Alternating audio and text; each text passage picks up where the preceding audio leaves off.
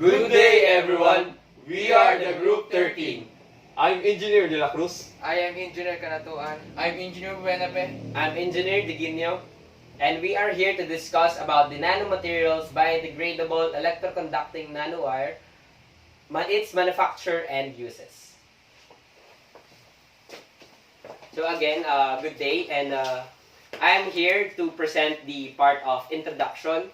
So first of all, I will define first is what is a nanomaterial. So a nanoparticle exists in nature, and it can be created from a variety of products such as carbon or minerals. Also, by definition, nanomaterials must have at least one dimension that is less than 100 nanometers approximately.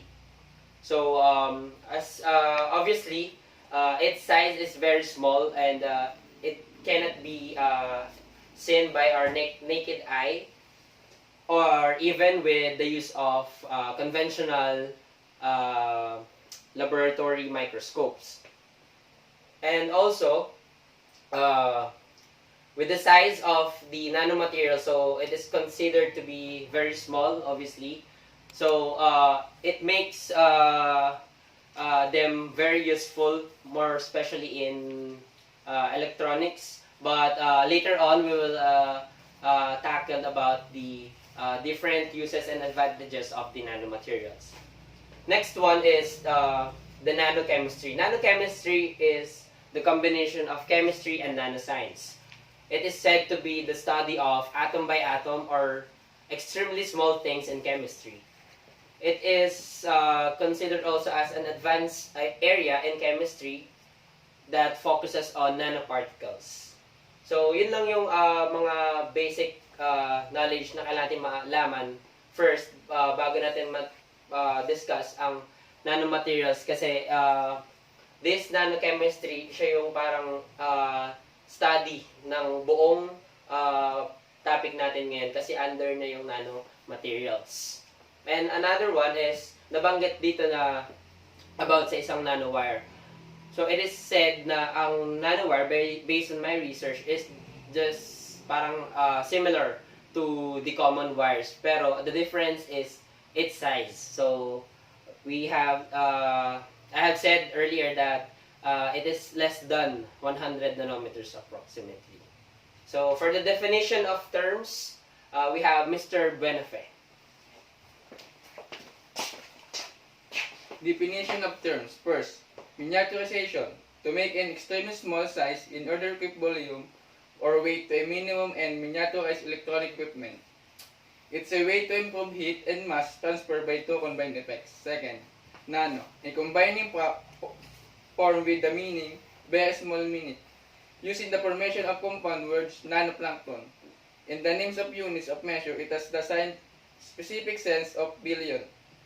Yon. Ang nano, base dito sa kanyang definition, napakalit lang talaga niya dahil 10 raised to the negative 9. Sunod ay nanoscopic. Being at a scale so small that the behavior of individual atoms dominates the properties of material or phenomenon. Smaller than a micron and larger than an atom. Nanoscopic, napakaliit lang din talaga nito. Smaller than a micron. Micron equivalent to 1 millionth of meters. And larger than an atom. Batteries nano are fabricated batteries employing technology at the nanoscale, a scale of minuscule particles that measure less than 100. Because of nano or nanotechnology, tumataas yung available power galing sa battery at bumababa naman yung required na oras sa charge ng battery. Ang benefits nitong nano batteries, increasing the shelf life of battery. Dahil sa nano, nagiging more efficient yung batteries. Then, nanotechnology. The managing matter at a very small scale, specifically, its controlling matter at the atomic level. It's methods that create materials or structures with design features in the 1 to 100 nanometer size in range. Then, discussion.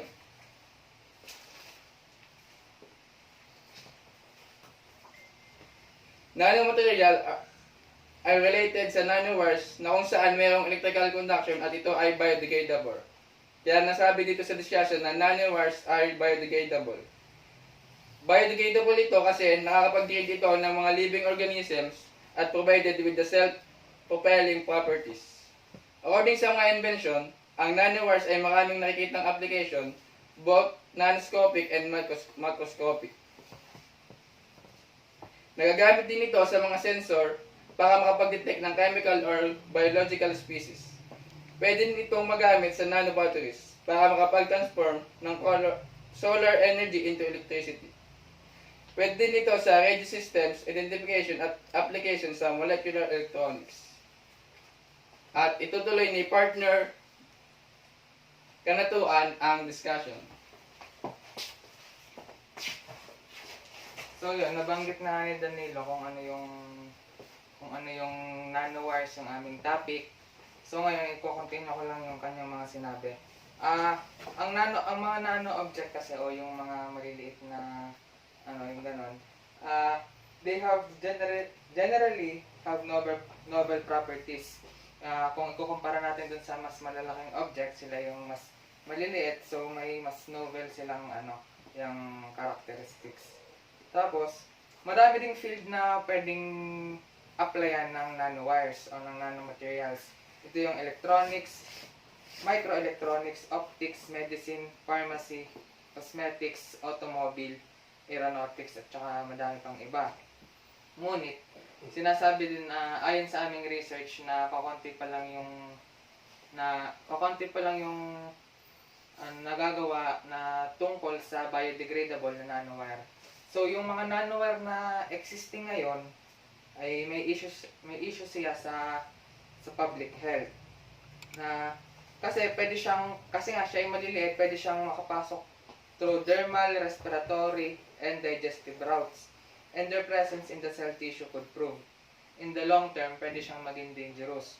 So, yung nanoparticles na yon, lalo na yung non-biodegradable, sadya siyang delikado, kaya ang aming naging topic ay biodegradable nanowires.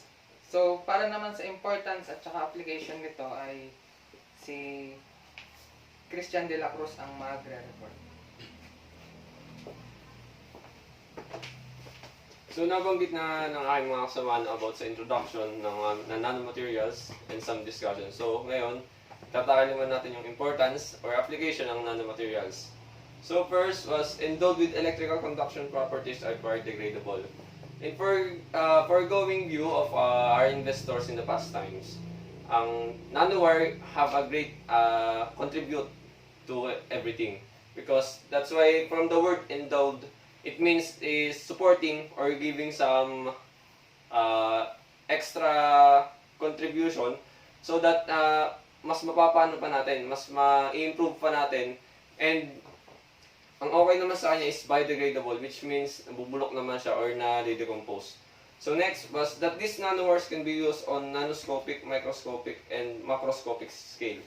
So gaya ng kanina sa definition of terms, nabanggit naman ni Engineer Benafe, ang mga meaning ng nanoscopic, micro, at macro. So ulitin ko lang ulit, ang nanoscopic kasi is, yung size na measurable nanometers or microns.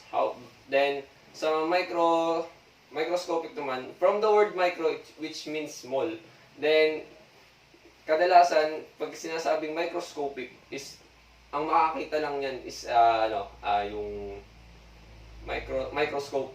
Kasi, syempre, from the word meaning ng micro. Then, sa macro naman, so, halos pakakabaligtaran nilang din ngayon ng microscopic din. Kasi, mas nakikita ng macroscopic. Mas nakikita ang macroscopic kaysa microscopic. So, next is, these nanowires can be easily manufactured. Yes, tama to. Kasi, ang nanowires, syempre, saan lang siya nanggaling? Wires lang siya. And, madaming na itutulang wires na to. Kasi, gaya ng sunod nating yung sunod na application niya is possible tailor structures of materials at extremely small scales. So yun, and nanotechnology has greatly contributed to major advances in computing and electronics. Yan. Gaya ng ngayon, we are in the technology era. Kasi in the past times, hindi masyado nagagamit ang nanowires. But then, sa ating sa pag-improve na ating generation, yung nanowires ay nakakatulong lalo sa electronics natin, mostly on the gadgets na meron tayo ngayon. And sa pang example doon is yung ating computers na dating CRT or meaning na cathode ray tube na ngayon ay liquid crystal display. And next is, it is already broadening the medical tools, knowledge, and therapies. So, isa siyang naging great advantage ang nanowire kasi sa panahon ngayon, nagagamit na ang nanowires sa pag-cure ng mga sakit. Like cancers or some cysts or some yung mga malalang sakit na halos ginagamitan na ng technology. And next is produce precise solution for disease preventions and treatments. So kagaya lang nung kanina, nung nauna na sinabi na medical tools, so yun na parang natutulungan na ng nanowires yung nagagawang gamit para ma-cure yung ating mga sakit. And next is help meet the world's increasing energy demands. So from the word na increasing energy demands, yes, nanowires have a great contribution, mostly from the solar panels, water filtrations, kasi sila yung tumutulong para magkaroon ng magandang procedure and process na ang magiging kalalabasan is nakakatulong para sa atin. And last was, inorganic nanowires consist of metals such as gold, platinum, or nickel, metalloids as silicon or germanium, metal oxides such as zinc oxide or metalloids such as arsenide. So dito, sinasabi kasi na ang nanowires ay composed ng mga ganun compounds. But then, meron disadvantage to kasi ang nanomaterials is composed nga ng mga different chemicals. And mostly, ang tinatarget nila na sakit sa atin is lung disease. Kasi once na nalanghap natin, yung amoy or yung bagang pinaggamitan nila is maaaring ang pinakaunang tatargetin nila is lung diseases. So, that's all for the importance and application and also for the advantage and disadvantage. So, the conclusion will be discussed by Engineer Diginyo. So based on the information tackled by my groupmates, we can conclude that these nanomaterials, diba, under naman siya na nanotechnology, so we can conclude that it helps to improve and even revolutionize so many technology and industry sectors here in today's generation.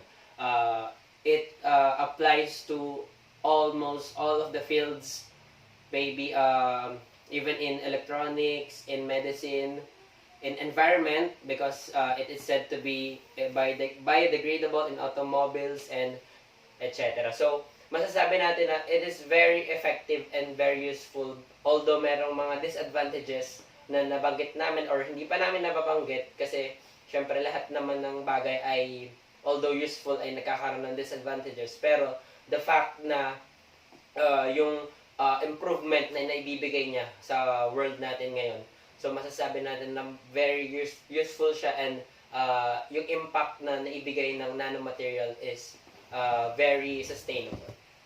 And for the last part, which is the summary, we have Mr. Kanatuan.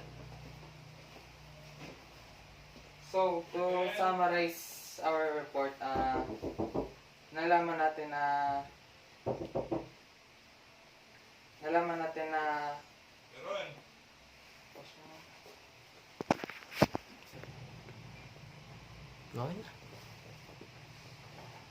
So yun, para nga sa last part, isa-summarize ko na lang yung lahat ng sinabi nila, pinakauna na yung sa nanomaterials.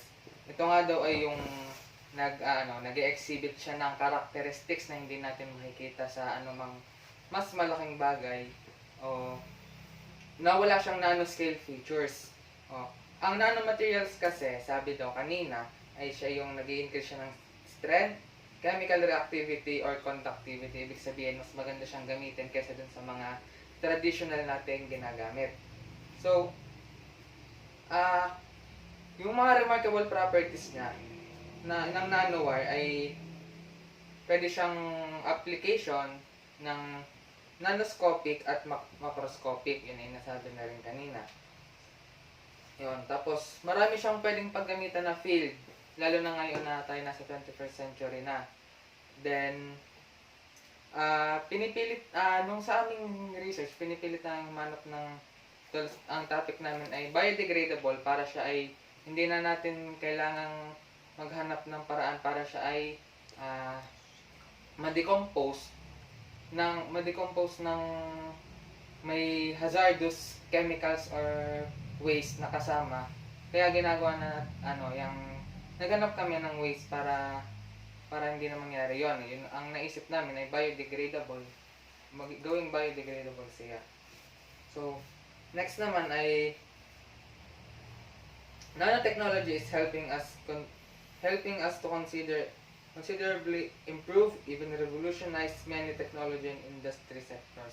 Yun, nasabi na rin kanina sinabi na ng aking mga kagroup na ito ay pwedeng ma-reinvent ang ating mundo kapag tayo ay nagsimulang gumamit ng nanotechnology. Kasi so far ay madami ng scientists sa mundo ang sinisimulang inventohin at mag-research tungkol dito. Yun lang.